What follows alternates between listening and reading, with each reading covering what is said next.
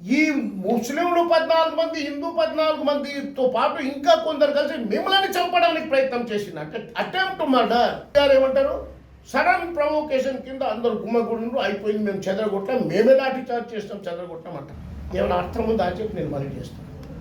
గాలి ఎక్కింది ఎవరు కూడా చెప్తలేరు, ఎవరు ఎక్కింది ఎవరు దాకింది, ఒక్క పురుషుడు దెబ్బ దాకిందా?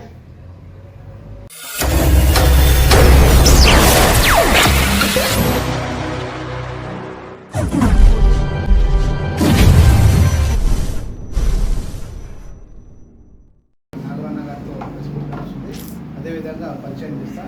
బాహుబలి న్యాయవాది మరియు రాష్ట్ర మైనార్టీ మోర్చా నాయకుడు, అదేవిధంగా రఘువీర్ అడ్వకేట్ న్యాయవాది, మదన్ న్యాయవాదిని, బీజేపీ జిల్లా ఉపాధ్యక్షుడు.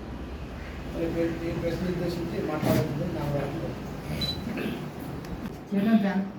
ఎలక్ట్రానిక్ మీడియా మిత్రులకు అందరికి కూడా నమస్కారములు. నేను 2 రోజులు ఇక్కడ లేకపోవడం, యాత్రకు వెళ్ళడం జరిగింది. వాస్తవంగా నిన్ననే ప్రెస్ పెట్టాలనుకున్నాం, కానీ ఎఫ్ఐఆర్ మా చేతికి రాలేదు కాబట్టి ప్రెస్ పెట్టలేకపోయాను. నేను మొదటిసారి నారాయణపేటలో నా 45 సంవత్సరాల ప్రాక్టీస్లో అడ్వకేట్గా భారతీయ జనతా పార్టీ రాష్ట్ర క్రమశిక్షణ సంఘ కన్వీనర్గా ఈరోజు పోలీసు వాళ్ళతో సవాల్ చేయదలుచుకున్నా.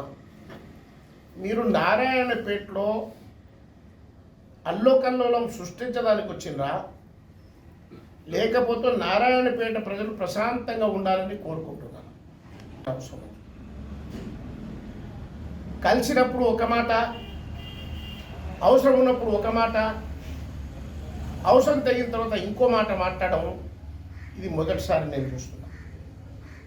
మీరు ఆశ్చర్యపోతారు. నారాయణపేటలో నేను హిందువుగా, ఒక భారతీయ జనతా పార్టీ నాయకునిగా, అడ్వకేట్గా ఇటువంటి ఎఫ్ఐఆర్ ఇష్యూ అవుతుందని చెప్పి నేను అనుకోలేదు. విచిత్రం ఏంటంటే గణపతులు 2 రోజులు జరిగినాయి. ముస్లిం సోదరులంతా దుకాణాలు బంద్ చేసి సహకరించారు. 16వ తారీఖులో ఉన్నటువంటి మనకు వాళ్ళ పండుగని 19వ తారీఖు వాళ్ళు పోస్ట్పోన్ చేసుకుంది, కానీ దృష్టిలో పెట్టుకొని దాని అంతా స్వాగతించాం. నారాయణపేటలో నేను చెప్పేది ఎస్పీ గారు చెప్పిన మాట చెప్తున్నా. అనుకోకుండా మైనర్ పిల్లగాడు అక్కడ వీర్ సావర్కర్ దగ్గర జెండా పాతిండు కాబట్టి దీని మీద గొడవ జరిగింది. సడన్ ప్రొవొకేషన్ కింద అందరు జమైండు, లొల్లైపోయింది. నేను అందరిని కూడా మేమంతా ఎక్కడ వాళ్ళని అక్కడ చెదరగొట్టాం, ప్రశాంతంగా అయిపోయింది. ఎక్కడ ఏం లొల్లి కాలే, ఎక్కడ ప్రశాంతంగా ఉన్నది.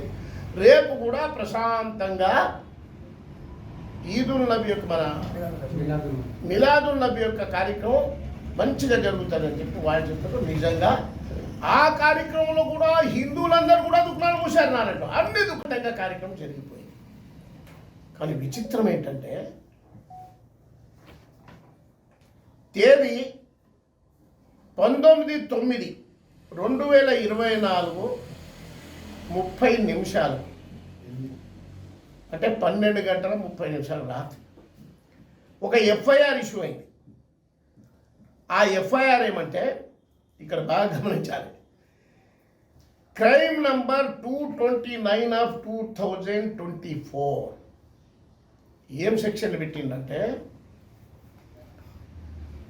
ఇప్పుడు కొత్త చట్టం ప్రకారంగా బిఎన్ఎస్ యాక్ట్ 2023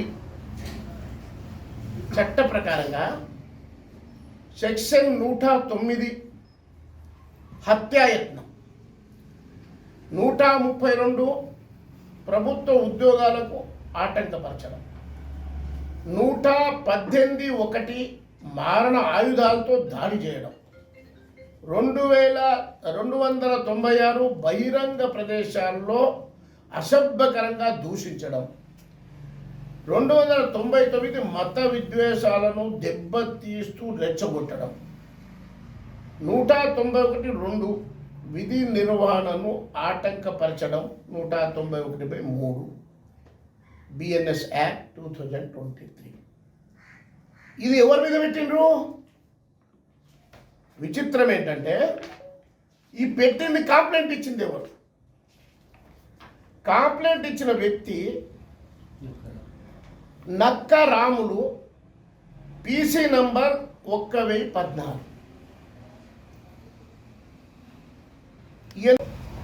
రోజు ఈ యొక్క కంప్లైంట్ పోలీస్ స్టేషన్ ఇచ్చింది.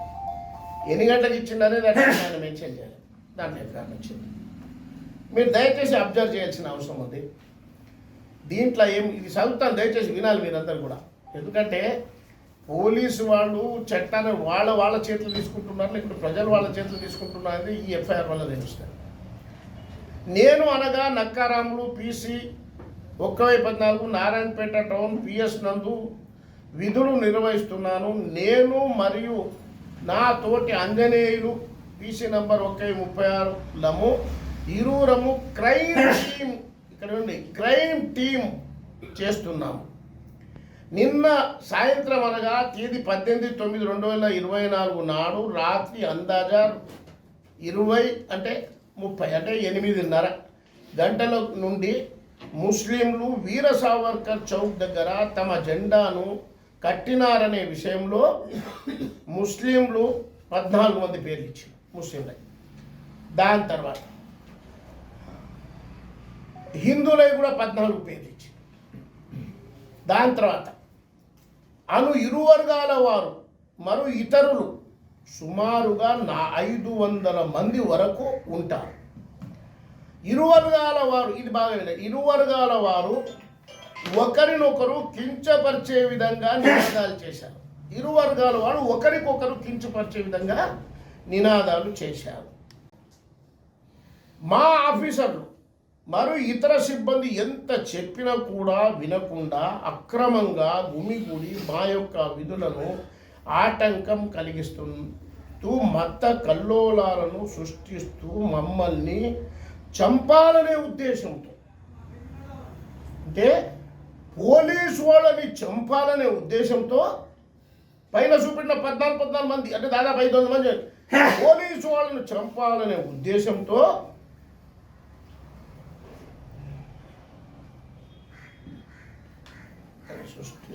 మమ్మల్ని చంపాలనే ఉద్దేశంతో రాళ్లను మా మీదకు విసిరినారు.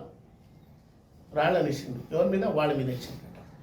చాలా పెద్ద ఎత్తున నినాదాలు ఇస్తూ భయానక వాతావరణాన్ని ఇరు వర్గాలు టౌన్లో సృష్టించినారు. ఇట్టి సంఘటన సుమారుగా రాత్రి 8:30 నుండి 8:45 వరకు జరిగింది. కాబట్టి మత కల్లోలాలను సృష్టించి మమ్మల్ని చంపాలనే ఉద్దేశంతో మా మీదకు రాళ్ళు విసిరిన వ్యక్తుల మీద మరియు ఆటంకపరిచినందుకు చట్టరీత్యా చర్య తీసుకున్నారని మనకి ఒక్కసారి ఆలోచన చేయాలి. ఎవరికి దెబ్బలు తాకలే, ఏ పోలీసు నెత్తి బలగలే, ఏ పోలీసు కాలు వినలే. ఈ రాసిన దాని మీద ఎఫ్ఐఆర్ ఇష్యూ చేసిన ఆఫీసర్ ఎవడో ముందు ఆయన్ని సస్పెండ్ చేయాలి. Who registered FIR should be suspended. ఇది రాసింది ఒకటి, ఆయన సెక్షన్, నేను చెప్పిన సెక్షన్ ఇష్యూ చేస్తాను. ఏమైనా ఉందా? ఎస్పీ గారు స్వయానా మీ దగ్గర అందరి దగ్గర ఉన్నాయి వీడియోస్, కావాలంటే నేను సీడీలు కూడా ఇస్తాను. ఎస్పీ గారు ఏమంటారు? సడన్ ప్రొవోకేషన్ కింద అందరూ గుమ్మగూడు అయిపోయింది, మేము చెదరగొట్టాం, మేమే లాఠీ చార్జ్ చేస్తాం, చెదరగొట్టాం అంటారు. మరి లాఠీ చార్జ్ మీరే చేసి చెదరగొట్టినప్పుడు ఈ ముస్లింలు 14 మంది, హిందూ 14 మందితో పాటు ఇంకా కొందరు కలిసి మిమ్మల్ని చంపడానికి ప్రయత్నం చేసింది. అంటే attempt to murder. It is possible. అంటే నారాయణపేట యువకులు పోలీసులను చంపాలనే ఉద్దేశంతో ఇచ్చేసిందా? గాయాలైన పాపం మీ లాఠీ చార్జ్ చేస్తే యువకుడు. కాబట్టి అసలు ఏమైనా పొంతన ఉందా? వాళ్ళు ఇచ్చిన దరఖాస్తుకు నువ్వు పెట్టిన సెక్షన్లకు ఏమైనా పొంతన ఉందా అని నేను అంటున్నా. దరఖాస్తు ఇచ్చిన దానిపై ఈ మొత్తం కేసుపై సిబిఐ ఎంక్వైరీ జరగాలి. ఇది ఎందుకు చేయాల్సి వచ్చింది? ఈ జిల్లాలో సీఎం గారు ఉన్నటువంటి జిల్లా సీఎం ప్రాతినిధ్యం వహిస్తున్న జిల్లాలో పోలీసు వాళ్ళు చట్టాలను తమ చేతితో పెట్టుకుని అమాయకుల మీద పిల్లల మీద కేసులు పెట్టడం ఏమైనా అర్థం ఉందా అని చెప్పి నేను మనవి చేస్తాను. మీరే చెప్తాడు సడన్గా అందరు జమ అయ్యిండు, మేము పోయి దోపేసినాం. మరి అటెంప్ట్ అంటారంటే ఉద్దేశం ఉండాలి కదా. He should select a vital part of the body, should have a weapons, deadly weapons in hands. They are not having any lathis. రాళ్ళు ఇచ్చింది ఎవరు కూడా చెప్తలేరు. ఎవరు ఇచ్చింది ఎవరు తాకింది, ఒక్క పురుషుని దెబ్బ తాకిందా? ఇంత झूठा కేసు చెప్పి పెట్టినందుకు నేను చెప్తున్నా ఈ ప్రభుత్వం క్షమాపణ చెప్పాలి. అనవసరంగా యువకులని భయభ్రాంతులు చేసి నారాయణపేటలో బెదిరించాలని ప్రయత్నం చేస్తున్నారా మీరు? ఈరోజు ఉంటారు, మీరు పోతారు. మేము ఇక్కడ బతికేవాళ్ళం. ముస్లింలు కంప్లైంట్ ఇవ్వలే, హిందువులు కంప్లైంట్ ఇవ్వలే. మరి మీరు మీ పోలీసు వాళ్ళతో కంప్లైంట్ చేసుకొని వీళ్ళందరి మీద అటెంప్ట్ మర్డర్ చేసి నారాయణపేట ఇంగ్లమంటించిపోవాలని అనుకుంటున్నారా మీరు? నారాయణపేటని బదనాం చేయాలనుకుంటున్నారా? నేను కోరుతున్నా. దీని మీద ఐజీ గారు ఇంటర్ఫియర్ కావాల్సిన అవసరం ఉంది, కలెక్టర్ గారు ఇంటర్ఫియర్ కావాల్సిన అవసరం ఉంది, సీఎం గారు ఇంటర్ఫియర్ కావాల్సిన అవసరం ఉంది. అందరు కూడా మేము లెటర్ పంపిస్తాం.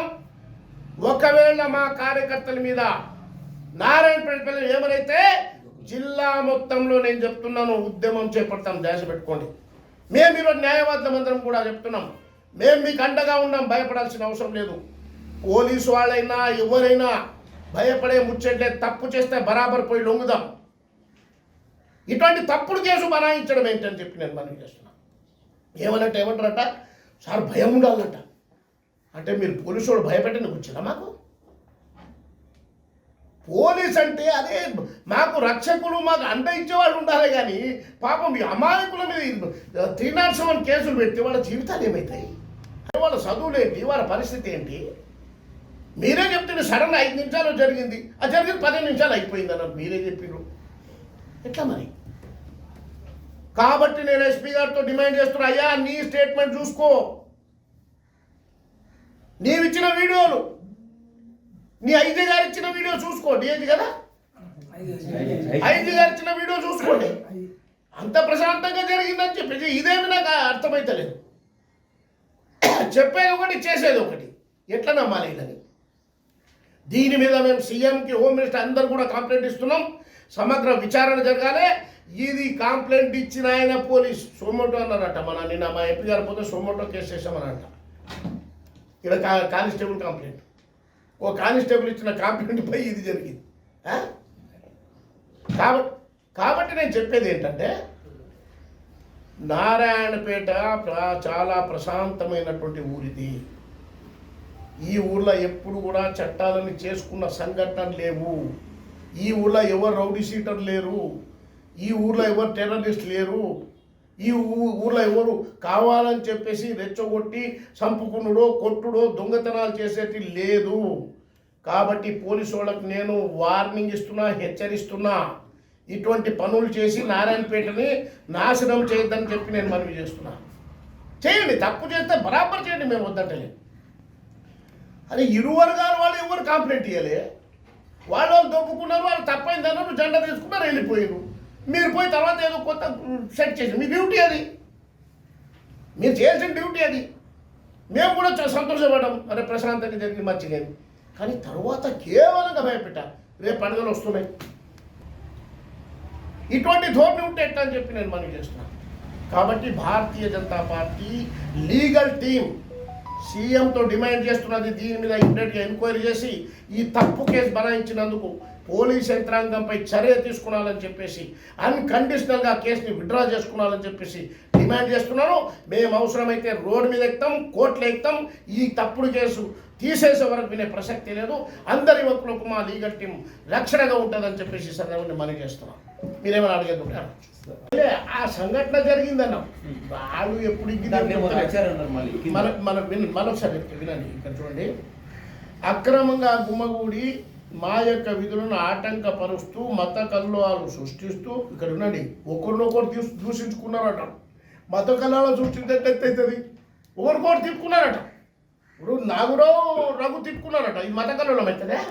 తిట్టుమంట చెప్పి సృష్టిస్తూ మమ్మల్ని చంపాలనే ఉద్దేశంతో రాళ్లను మా మీదకు విసిరినారు. ఆ టైమింగ్ లేదు, లేదు, ఎప్పుడు విసిరి లేదు. 8 నుంచి 8:40 వరకు లేదు. 8 ఇక్కడ నువ్వు 8 ప్లాన్.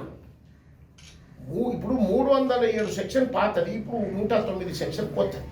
ఆ సెక్షన్ ఏమంటే ప్లాన్గా ముందు ఒక ఆలోచనతో ఉద్దేశంతో ప్లాన్ చేసి రాళ్ళు తీసుకొని పోయి పెట్టుకొని కత్తులు కటార్లు పెట్టుకొని పోయి నీకు కొట్టిన దెబ్బ ఏడదాకా తెలుసా? Vital part of the body. వాడు కొట్టిన దెబ్బ నీ కంతకు పడితే ఆ దెబ్బ పడితే వాడు సస్తాడు, సావకుండా బతికిందంటే 3 నాట్స్ మీద రాళ్ళు ఎక్కిందట. ఎవరు రాగలే, ఎవరు దవాఖానకు పోలే, పోలీసుడు పోయినోడు దవాఖానకి తనులు తిన్నాడు. కాబట్టి ఇంత బ్లెండర్ ఎఫ్ఐఆర్ ఇష్యూ చేయడం ఫస్ట్ టైం నా 45 సంవత్సరాల ప్రాక్టీస్లో. మా ఏరియాలో మొదటిసారి చూసిన ఉట్కూరు కేసు, దాదాపు మీకు తెలుసు, హైకోర్టులో అది క్వాష్ అయిపోయిన విషయం మీకు అందరూ తెలుసు. రెండోసారి ఇది చూస్తున్నా. మా కొత్త ఎస్పీ గారు యొక్క నిర్వహణ నేను చెప్తున్నా. ఎస్పీ గారు చూసుడో లేదు తెలియదు, కానీ ఎస్పీ గారితో దండం పెడతా, అయ్యా you apply your mind in this case, weather your officer can issue by seeing the petition like 107, 109. చూడండి, కనీసం మన దరఖాస్తు ఏముంది, మీరు చేస్తున్నది ఏంటి? దరఖాస్తు ఒకటి ఉండదు, రాస్తాం ఒకటి ఉండదు. కాబట్టి దయచేసి దీని మీద సీఎం గారు కూడా స్వయాన ఇంటర్ఫియర్ వెంటనే ఈ కేసును విత్డ్రా చేసుకునే విధంగా ఎమ్మెల్యే కూడా దీంట్లో ఇంటర్ఫియర్. నేను ఆల్రెడీ ప్రశ్న కూడా చెప్పిన ఎమ్మెల్యే ఇట్లా చేస్తున్నామని చెప్పేసి. కాబట్టి ఎవరు భయపడాల్సిన అవసరం లేదు. మేమందరం కూడా యువతకు అండగా ఉంటాం. నారాయణపేట పార్టీలకు అతీతంగా, పార్టీ గోలిమారో బాత్కి బాతే, పార్టీ ఆతే రేతా జాతే రేతా, మానవత్వం ఉండాలి, నారాయణపేట ప్రశాంతంగా ఉండాలని కోరుకునే దాంట్లో మేము కోరుకుంటాం. ఇక అడిగేది